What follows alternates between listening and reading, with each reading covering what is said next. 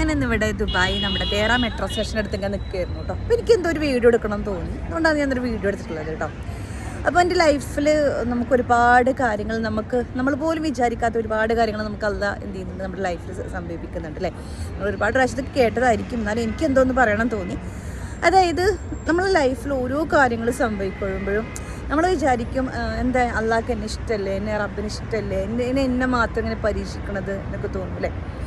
But നമ്മൾ കാണാത്തൊരു സംഭവം ഇവിടെ എന്ത് ചെയ്യുന്നുണ്ട്, നമ്മുടെ അള്ള കാണുന്നുണ്ട് അല്ലേ. അവൻ്റെ അടിമയെ ഒരിക്കലും വേദനിപ്പിക്കില്ല. അപ്പോൾ നമ്മൾക്കിപ്പോൾ എൻ്റെ ലൈഫിൽ തന്നെ ഞാനിപ്പോൾ ഇന്നിവിടെ ദുബായിലാണ് എത്തിയിട്ടുള്ളത്. ഞാൻ പോലും എക്സ്പെക്റ്റ് ചെയ്യാതെയാണ് ഇവിടെ എത്തിയിട്ടുള്ളത്. അപ്പോൾ എനിക്ക് ഒരുപാട് സ്ട്രഗ്ലിങ്ങും കാര്യങ്ങളൊക്കെ വന്നിട്ടുണ്ട്. അപ്പോൾ ഞാൻ തന്നെ വിചാരിച്ചിട്ട് എന്തുകൊണ്ട് ഞാനെന്താ ഇങ്ങനെ നല്ലൊരു സേഫ് സോണിലായിരുന്നല്ലോ, പിന്നെ എനിക്ക് അല്ല ഇങ്ങനെ തന്നത് എന്നൊക്കെ വിചാരിച്ചിട്ടുണ്ട്.